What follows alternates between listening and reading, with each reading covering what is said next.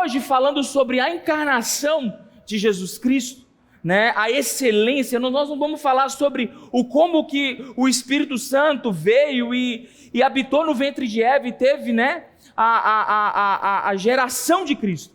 Nós queremos falar sobre o Deus encarnado como homem.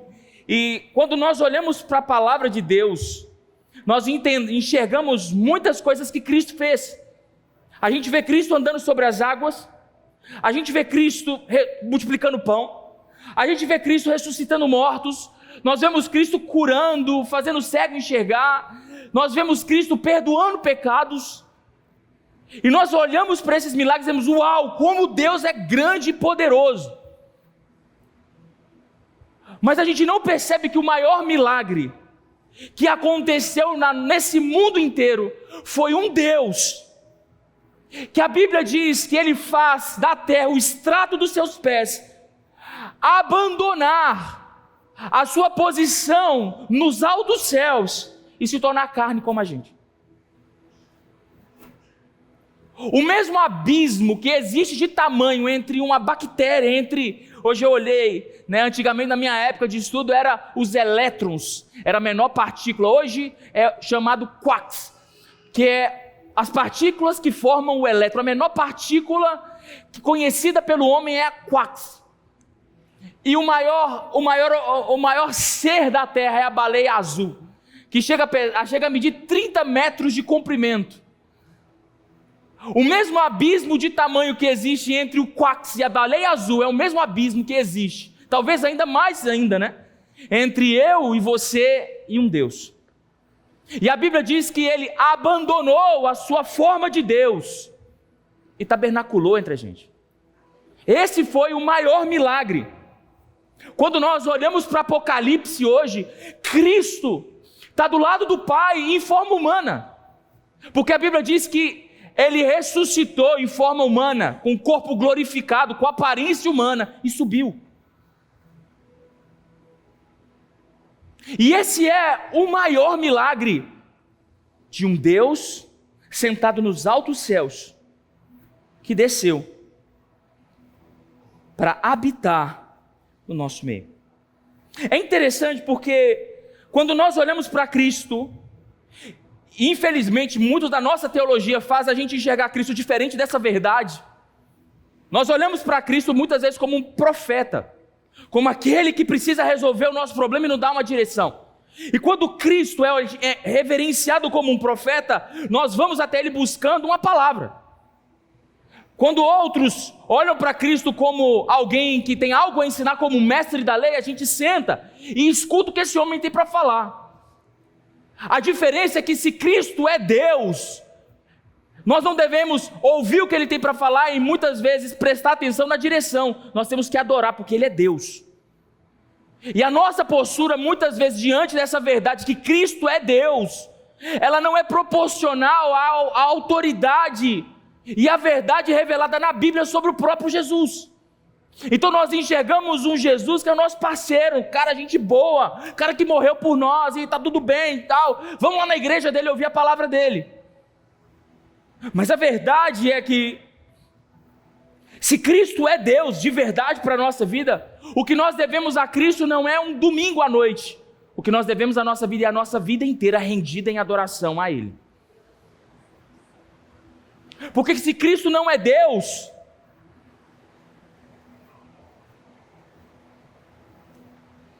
então nosso evangelho está fracassado.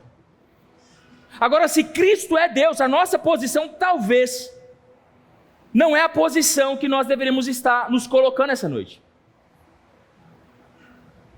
Porque se Cristo é Deus e Ele abandonou a sua posição de Deus para se encarnar, para trazer salvação para a gente, existe uma outra postura que eu e você precisamos ter diante dEle. Existe um lugar de reverência que eu e você precisamos ter diante dEle. Existe um lugar de relacionamento temeroso que eu e você precisamos ter diante dEle. Porque se Ele é Deus, alguma coisa muitas vezes pode estar errada em nós. Talvez a nossa forma de enxergá-lo seja alguém que seja um cara legal, um cara parceiro, um cara importante na história. Afinal de contas, a história foi dividida por Ele. A história se divide antes de Cristo, depois de Cristo. Mas talvez ele seja só um marco na história para você, alguém a ser observado, alguém a ser reconhecido, mas não alguém a ser adorado. É importante a gente falar disso. Qual é a nossa resposta que damos diante desse poderoso milagre? De um Deus tomando forma humana. Qual é a resposta que eu e você damos para essa verdade? Qual é a resposta de adoração que nós entregamos a Ele? Como eu disse, talvez isso possa ser redundante para você. Você já ouviu isso, mas a nossa intenção não é te trazer informação, mas que essa verdade possa trazer transformação no seu coração. Revelação que gera mudança. Então, falando da encarnação de Cristo, existem algumas coisas importantes para a gente entender sobre a encarnação. Eu quero pontuar algumas coisas com vocês, mas para isso, eu queria que você abrisse sua Bíblia comigo em Salmos 139. Salmos 139, verso 7. Então, se Cristo é Deus, então nós vamos falar como essa ação de ser Deus e se transformar em homem produz reações em nós. Então vamos lá. Salmo 139, verso 7, diz assim: para onde eu poderia escapar do teu espírito? Para onde eu poderia fugir da tua presença? Se eu subir aos céus, lá estás. Se eu fizer a minha cama na sepultura, também lá estás. Se eu subir com asas da alvorada e morar na extremidade do mar, mesmo ali a tua mão direita me guiará e me susterá. Mesmo que eu disser que as trevas me encobrirão e que a luz se tornará noite ao meu redor, verei que nem as trevas são escuras para ti. A noite brilhará como o dia, pois para ti as trevas são luz. Tu criaste o íntimo do meu ser e me tecestes no ventre da minha mãe. Eu te louvo, porque me fizeste de modo especial e admirável. Tuas obras são maravilhosas, disso eu tenho plena certeza. Meus ossos não estavam escondidos de ti quando eu em secreto fui formado e entretecido como nas profundezas da terra. Os teus olhos viram o meu embrião. E todos os dias determinados para mim foram escritos no teu livro antes de qualquer um deles existir. Como são preciosos para mim os teus pensamentos, ó Deus, como é grande a soma deles. Aleluia, né? Sabe, se Cristo é Deus e Ele encarnou até nós, Ele encarnou com um objetivo. O objetivo de nos alcançar, de nos salvar. E talvez, ainda que pareça redundante para você, eu quero te lembrar de que Cristo, Ele veio nessa terra para te salvar. E Ele preparou você com um propósito eterno. Deus tinha um plano para você antes de você nascer. A Bíblia diz isso, que quando você estava sendo formado, Cristo já estava lá escrevendo os seus dias. Não há limites para Deus alcançar a vida de um homem. Não há limites para Deus salvar um homem do seu pecado. Não há limites não tem lugar nenhum que Deus não possa te arrancar se você levantar sua mão e dizer: Deus, eu te quero. Não há. Não existe impossível para Deus. Sabe, talvez você diga: mas pastor, você não sabe de onde eu vim. Irmão, você não sabe de onde você realmente veio. A Bíblia diz que antes de você ser formado, todos os seus dias já estavam escritos. Deus não mediu esforços para te alcançar. Se Cristo é Deus e Ele desceu para te salvar, antes da fundação do mundo, Ele já tinha um plano para você. Ponto final. E talvez você se esqueceu disso. Talvez as circunstâncias, os medos, os problemas da vida te esqueceu de que todos os seus dias estão escritos para Deus. Todos. Você pode olhar para o seu irmãozinho aí como um profeta agora e dizer: não se preocupe. Tem um próximo capítulo, melhor do que esse, para você na próxima fase. Aleluia? Você crê nisso? Você pode aplaudir o Senhor por isso?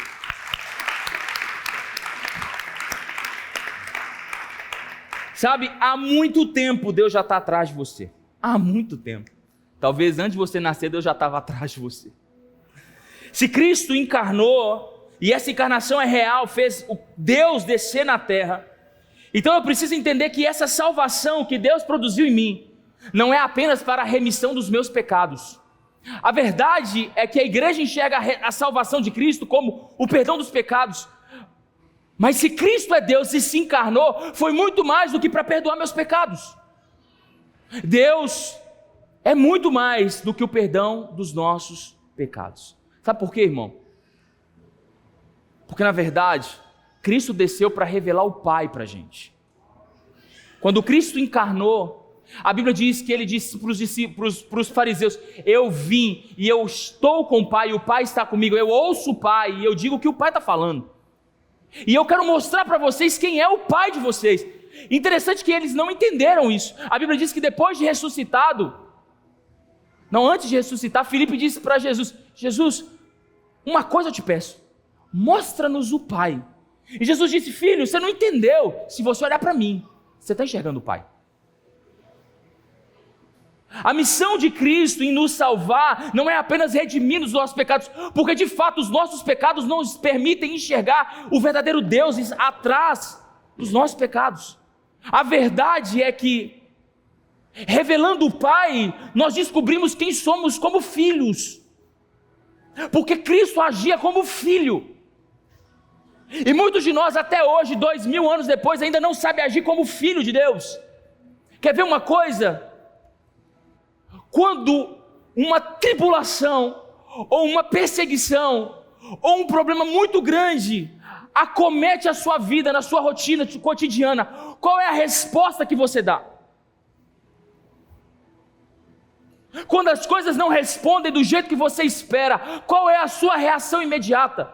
Eu vou te falar qual é a reação de um filho. A Bíblia diz que um dia uma tempestade estava destruindo e levando o barco quase a naufragar. Sabe o que Jesus estava fazendo? O que Jesus estava fazendo no barco? Então, no meio de um grande problema, o que um filho faz? Confia. Cristo veio para nos salvar da nossa forma de viver, como alguém que tinha um Deus que só servia para prestar culto. Cristo veio para apresentar, para nos salvar da religiosidade e nos apresentar um Pai e nos ensinar a ser como filhos. E talvez você está aqui hoje e você ainda não aprendeu a ser filho de Deus. A resposta que você dá é a mesma resposta que aqueles religiosos davam. Não, eu preciso prestar o meu culto para Deus. Eu preciso levar minha oferta para Deus. Eu preciso agir no legalismo da lei para que as coisas respondam diante de mim. E talvez Deus está dizendo: ei, eu prefiro ter um filho. Eu gostaria que você entendesse que não é por obras que nós somos salvos. É pela graça que foi derramada através da encarnação de Jesus. Ponto final. Talvez a gente não dá a resposta como filhos. Nós damos respostas como religiosos, não como filhos. E a encarnação veio para nos ensinar, para nos salvar e para dizer para a gente: você não é mais um. Você pode dizer isso para o seu irmão: você não é mais um, você é um filho de Deus. Você é um filho de Deus. Talvez isso seja redundante, mas essa é a verdade. É por causa da reencarnação que nós somos filhos. Sabe uma outra coisa que a encarnação diz para mim? A encarnação me mostra qual é o desejo de Deus. Deus tem uma agenda. Deus tem uma agenda. Deus tem um plano. Desde o início da terra, Deus tinha um plano. Efésios fala sobre o plano eterno de Deus.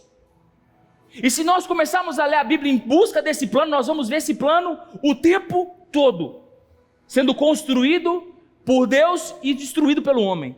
Quer ver uma coisa? A Bíblia diz que no início de todas as coisas, Deus construiu um jardim e plantou um homem e uma mulher ali. Foi ou não foi? Para quê? Qual era o intuito de Deus em colocar um homem e uma mulher no jardim? Ter relacionamento com Ele. Gênesis fala disso. Agora Êxodo, já no livro de Êxodo, a Bíblia diz que Deus manda construir um tabernáculo. Para quê?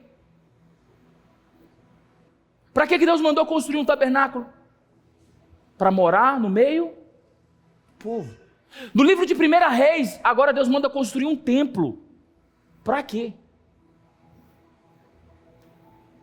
Lá em Apocalipse, a Bíblia diz que um dia Deus vai voltar e vai descer com uma cidade. E o que vai acontecer? Ele vai morar com a gente.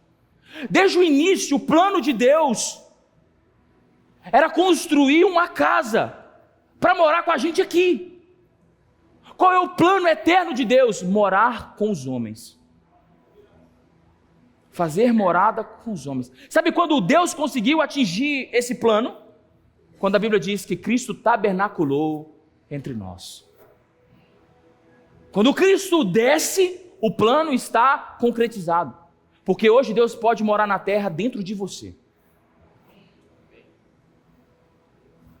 A Bíblia diz que aonde 2 ou 3 estiverem, Ele vai estar ali. Hoje Deus pode morar na terra, morando dentro de você. É claro que um dia Ele vai voltar em seu esplendor de glória, mas hoje Ele pode morar dentro do seu espírito.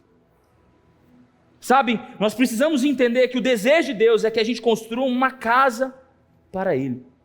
E talvez construir uma casa para Ele não seja um edifício, não seja um prédio bonito, seja uma família estruturada, seja um casamento estruturado, seja uma vida estruturada. O sonho de Deus ainda é real. Deus quer que a gente construa uma casa para que Ele possa morar. Você já foi num lugar que você saiu pior do que você entrou? Já foi num hospital ali visitar algumas pessoas? Ali? Alguém já passou por essa experiência? E na hora que você saiu, você já estava pesado, cansado. Um lugar pesado. Agora você já foi num lugar onde você saiu melhor do que quando você entrou, feliz, alegre, rindo. Você nem sabia que você estava rindo, mas você estava rindo. Porque aonde Deus está, até a tristeza salta de alegria. Sabe o que a Bíblia quer mostrar para mim e para você? Que hoje, qualquer pessoa que chegar perto de você pode sair com a presença, carregando a presença de Deus, porque ela vai fluir a partir de você. Deus quer que construa. Fala isso com o irmão que está do seu lado. Deus quer construir uma casa. Deus quer que você construa uma casa para Ele morar. Em nome de Jesus. Uma outra coisa que eu acho extremamente irrelevante na encarnação. Eu acho que isso é importante a gente entender, porque teologicamente a gente ainda se confunde. É que corpo e alma para Deus tem o mesmo valor. Vocês acreditam que tinha gente lá no tempo bíblico, depois que Cristo ressuscitou, que falava que Cristo só era espírito? Eles não aceitavam que Cristo veio em forma de homem, de carne e osso como a gente. Eles acreditavam que Cristo era só um espírito. Essa seita é chamada gnosticismo. Até hoje ela existe. Cristo é só o espírito, a ideia. Agora a Bíblia diz que quando Cristo ressuscita e Tomé duvida, Cristo fala com ele, diz: Tomé, põe a mão em mim. A Bíblia diz que Cristo comeu com os homens. Depois de ressuscitado, Cristo comeu com eles. A Bíblia diz que quando Cristo ressuscita, ele vai diante da praia, manda Pedro, está pescando, e quando Pedro chega na praia, Cristo está assando um peixinho para eles comer junto. Mas infelizmente, muitos de nós acreditam, ou vivem uma vida acreditando que para Deus o que importa é uma alma. E muitos de nós fomos criados nessa doutrina chamada animismo, que é o que importa é a alma. Quer ver uma coisa? Quem já ouviu aquele jargão? Nós precisamos ganhar almas para Jesus. Quem já ganhou uma alma para Jesus? Como é que se ganha uma alma? Você vai lá dentro do corpo da pessoa e arranca uma alma lá dentro. Como é que é esse negócio? Como é que se ganha uma alma, irmão? Você vai lá do cérebro da pessoa ali, algo que não dá para pegar. Alguém já viu uma alma? Não se existe ganhar almas, existe ganhar pessoas. Porque o convencimento, ele transforma a alma e o corpo e o espírito da pessoa. Mas infelizmente, eu não estou dizendo isso como as pessoas estão erradas, porque talvez as pessoas aprenderam assim. Mas existe um ponto de inflexão que infelizmente muitas pessoas importavam, dizendo: salvei a alma da pessoa. Talvez pessoas foram evangelizar nas ruas e nas praças e pregaram o evangelho para um mendigo ali. E aquele mendigo aceitou Jesus, amém, aceitou Jesus. E a pessoa recebeu Jesus, está lá na praça, passando fome, mas recebeu Jesus, e quem pregou para ele diz: tá bom, tá suficiente, é a alma que importa. Mas o cara está lá passando fome. Vamos falar a verdade, o que importa é só salvar a alma? Claro que não. Agora existe um outro lado, o lado da matéria, o materialismo, que as pessoas pensam: não, eu vou lá, eu vou dar uma comida para aquele mendigo. e vou dar para ele o que importa para ele, para matar a fome dele, é suficiente? Você vai matar a fome dele nessa terra, mas na eternidade ele vai viver no lugar de julgamento, porque o que importa é o corpo e a alma dele. A igreja precisa ser um lugar onde nós alimentamos o corpo e a alma das pessoas. Não importa para Cristo metade, importa para Cristo o todo. Não adianta, a Bíblia diz, no livro de Tiago, ele diz, se você der comida para o seu irmão e ele continua, se você pregar para o seu irmão e ele continuar passando necessidade, o que valeu?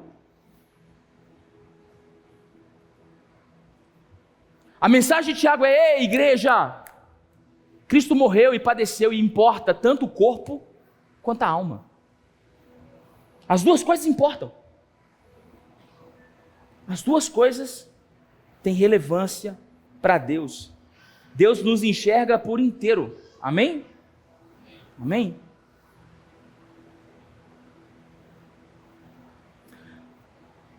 A Bíblia diz, outra coisa que eu entendo sobre a encarnação. A Bíblia diz que Cristo desceu, nasceu, fugiu para o Egito, depois voltou para Nazaré, foi criado. A Bíblia diz que com 12 anos ele apareceu pregando, ensinando os sábios. Depois Cristo some de novo, e só aparece com 30 anos no seu ministério, já no capítulo de sendo batizado por João. Então ele é batizado por João, e a Bíblia diz que quando João batiza ele, a Bíblia diz que o céu se abre e o Espírito Santo desce como uma pomba. E há uma voz que diz: esse é o meu filho amado em quem eu me comprazo. Mas a Bíblia diz que a pomba que desceu permaneceu em Jesus. Não só fisicamente, mas ela permaneceu como um homem que foi cheio do Espírito Santo. Talvez isso você não saiba. E talvez essa seja o ponto de informação nova para você. Mas tudo o que Cristo fez na terra, Ele fez 100% como homem. 100%. Jesus não usou 1% do seu poder de Deus para curar ninguém. Tudo o que Cristo fez foi como um homem cheio do Espírito Santo. Amém?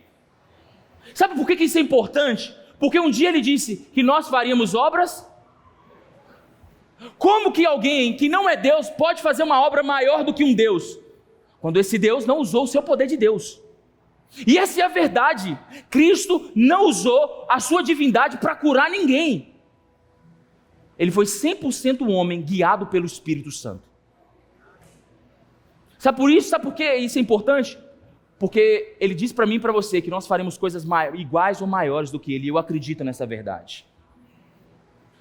Sabe qual é a nossa diferença? É que quando a pomba desceu em Jesus, a Bíblia diz que a pomba permaneceu. Significa que a todo momento, como é que você espanta uma ave? Você precisa fazer barulho para espantar uma ave? Se você ligar um carro, você já espanta os pombos da sua rua. Se você mexer, chegar perto dela e fazer assim, ela já voa. Você tem que ser altamente sensível e delicado para você não espantar uma ave.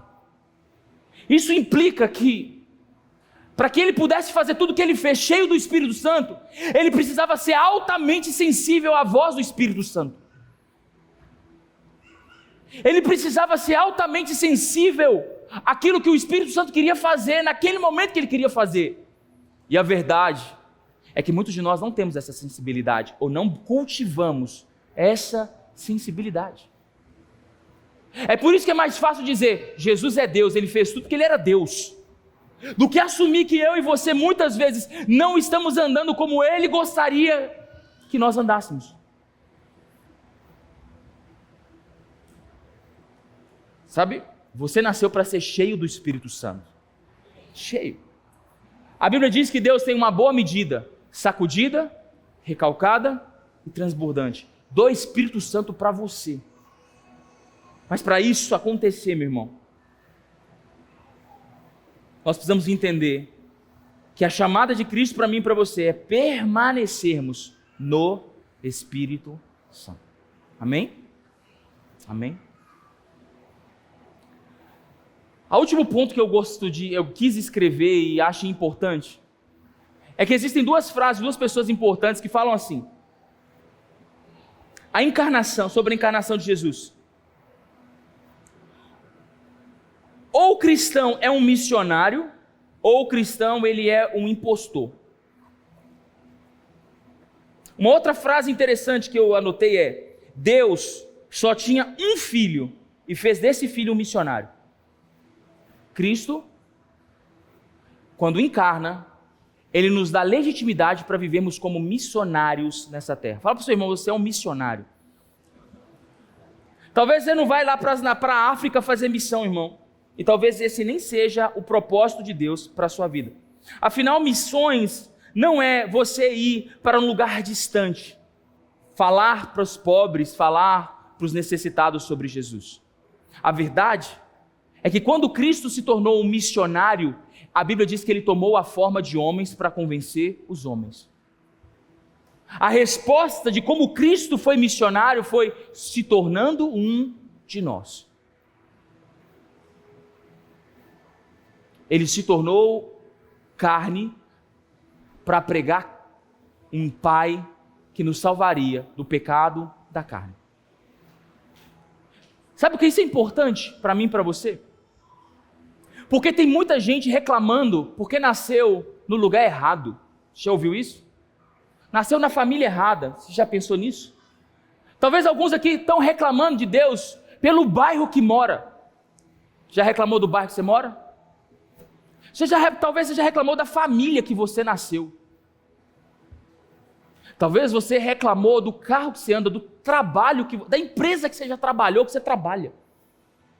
E você não entende que Deus te colocou nesses lugares para apresentar um Cristo na vida daquelas pessoas. Nós reclamamos, eu vou chamar o pastor para ir lá em casa, para falar com os meus vizinhos. Vou pegar a mensagem e vou mandar no WhatsApp para os meus amigos para poder ouvir. Hoje é mais fácil, né? Tá ali gravando, você pega a mensagem, você só encaminha, né? Para os seus amigos. O pastor falou, precisava que você ouvisse essa mensagem. Mas sabe qual é a verdade? Que Cristo morreu e Ele veio nessa terra morrer por nós. Mas Ele quis trazer uma mensagem do céu que trouxesse salvação no meio das pessoas que Ele nasceu. A pergunta que eu quero fazer para você é: você tem certeza que você está na família errada, no trabalho errado, no casamento errado, no emprego errado, com as pessoas erradas? Você tem certeza disso? Ou talvez você está simplesmente se esquivando de cumprir o ID de Deus. Sabe, porque a gente pensa que o ID de Deus, o mais importante é ir. Mas a Bíblia diz que quando Jesus fala sobre o ID, ele fala assim: ide e fazei discípulos. O foco de Jesus não está em ir. O foco de Jesus está em fazer discípulos. E fazer discípulos é fazer com que pessoas se pareçam com Jesus, não com a gente. Então Paulo diz: olha para mim e me copiem, porque eu sou a cópia de Cristo. Quando você olha para mim, você está vendo Jesus, porque eu estou andando para copiar Jesus. E talvez a gente está se esquivando de ser como Jesus, então a gente diz: não olhem para mim. Você já ouviu isso? Não olhem para mim, olhem para Jesus. Deixa eu te falar uma coisa, sabe como as pessoas vão ver Jesus? Olhando para você, sinto muito. Agora, se você não é o Jesus que as pessoas estão procurando, talvez você esteja do outro lado da cerca. Mas a verdade é que você nasceu com uma missão. No lugar onde você foi plantado, Deus tem uma obra para desenvolver em nome de Jesus. Talvez você mora no lugar errado, na sua concepção, mas na concepção de Deus, Deus te plantou exatamente no lugar certo para que você levasse a palavra dele e frutificasse. Talvez o que te prende de sair é a não conclusão da estação que Deus te colocou para morar naquele lugar. Talvez, se você está querendo muito sair, você deveria querer muito ficar, fazer o que Deus manda, e talvez Deus te promove para outro lugar. Amém? Talvez você está na empresa, ganhando lá um pouco e reclamando do que você está ganhando. Você conhece gente assim? Você conhece gente que reclama do que está ganhando? Ficaram com vergonha, né? Ninguém aqui reclama do trabalho? Glória a Deus. Fala para o seu irmão, você vai prosperar e vai prosperar muito, irmão, em nome de Jesus. Vai prosperar, que quem não reclama, prospera. Mas talvez você conhece pessoas que estão reclamando do trabalho. Você não aguenta a pessoa com quem você trabalha, você não aguenta seu chefe, você não aguenta os seus funcionários, ou talvez você não aguenta seus clientes que ficam te perturbando a noite inteira, o dia inteiro, e você vive uma vida reclamando do lugar onde você está desenvolvendo. E Deus está dizendo: ei filho, eu te plantei. Sabe aquele cliente chato que te pega no teu pé? Então foi eu que coloquei ele na sua vida, para que você pudesse falar de mim no momento certo, na hora certa. Eu vou te dar a oportunidade de falar de mim para ele. Só que a gente entendeu que ser crente é ser crente na igreja. Fazer missão é falar com a Rafa, que dia que vai ter um evento lá no hospital para a gente ir. E a verdade é que missão não é isso. Missão é quando Cristo pode habitar na minha vida cotidiana. A verdade é que as missões são construídas quando lá no meu vizinho eu sou um cara legal, eu falo de Cristo para ele. Eu não sou o chato da igreja. Eu sou um cara legal, mas que no tempo certo, na hora certa, ele vai ouvir de Cristo sobre a minha boca, através da minha boca. Sabe aquele cara que você trabalha, que você presta serviço para ele? Sabe que aquela porta que você tanto orou e Deus abriu? Deixa eu te falar, sabe como ela não vai fechar? Quando você anunciar Cristo naquele lugar. A Bíblia diz: sedes fiéis no pouco. Oi? Me lembra esse versículo aí? Sedes fiel no pouco. Talvez o que você está esperando em Deus está depois da sua anunciação, do seu senso missional, de que Deus te plantou naquele lugar para que a palavra dele fosse pregada.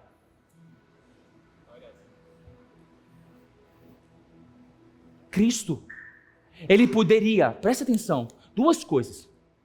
Se o propósito de Cristo fosse morrer por nós, presta atenção, Cristo não poderia ter descido no dia da crucificação, velado com os Barrabás assim: Barrabás, dá licença daí, que o meu papel é só morrer, dá licença daí Barrabás, que eu vou subir, e morrido e indo embora.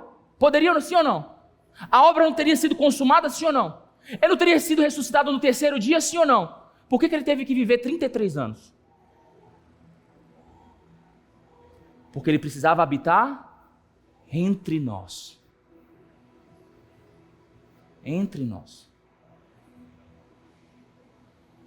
Então se Cristo poderia, presta atenção, você lembra quando Cristo subiu um monte com Pedro e João? E a Bíblia diz que Moisés e Elias apareceram, lembra disso? E que as roupas de Jesus brilhavam, e o rosto de Jesus brilhava como o sol, que Pedro ficou doidão e falou: vamos construir 3 tendas aqui, Jesus, nós vamos sair daqui não. Lembra disso? Imagina, se Jesus tivesse descido daquele monte com o rosto fumegando. Pensa, se ele tivesse descido brilhando, igual ele estava lá de cima ele desceu, e falado assim: ó, eu sou o Messias, olha para mim, eu sou o Messias. Será que ele teria sido ouvido, sim ou não? Sim ou não? Por que aquele homem que estava brilhando lá em cima não estava brilhando lá embaixo? Porque ele precisava viver entre nós. Talvez você está esperando um milagre acontecer para falar, quando na verdade o milagre é você falar. Era você que deveria falar para o milagre acontecer. E muitas vezes nós não entendemos que a encarnação de Jesus foi Jesus dizendo: eu vou me tornar um com vocês, para que vocês se tornem um naqueles lugares que eu colocar vocês. Ide e fazei discípulos. Ele fez 12 e mudou o mundo. Mas ele disse: nós faríamos coisas. Eu sei que você já ouviu isso. Eu sei que você já ouviu isso. Não tem nada de novo do que eu estou falando aqui para você hoje. Mas sabe o que queima meu coração? Fazer com que a gente se lembre de verdades tão profundas antes e que hoje não são tão relevantes. Porque as nossas expectativas estão tão altas que nós nos esquecemos daquilo que é simples. Você pode dizer para o seu irmão: Jesus é simples. Simples, simples. Ele poderia a qualquer momento, demonstrar, dito para os anjos: desce aqui e me ajuda. E eles teriam vindo. Mas a verdade, ele decidiu viver entre nós. Só. Como é que você está entre a sua família hoje? Como é que está você entre o seu trabalho, entre os seus amigos de trabalho? Como está você entre os seus amigos da faculdade? Como que está você entre os seus clientes, seus fornecedores? Como é você lá? Está na hora da gente se lembrar que a mensagem de Jesus não é apenas a manjedoura. A mensagem de Jesus é a encarnação, que morou, o Deus eterno que morou entre nós. E esse foi o maior milagre do Natal. O maior. Nós precisamos nos lembrar que se Ele morreu por nós, estando entre nós, cabe a nós anunciar até que Ele venha. Até que Ele venha. Aleluia. Queria que você ficasse de pé para a gente orar.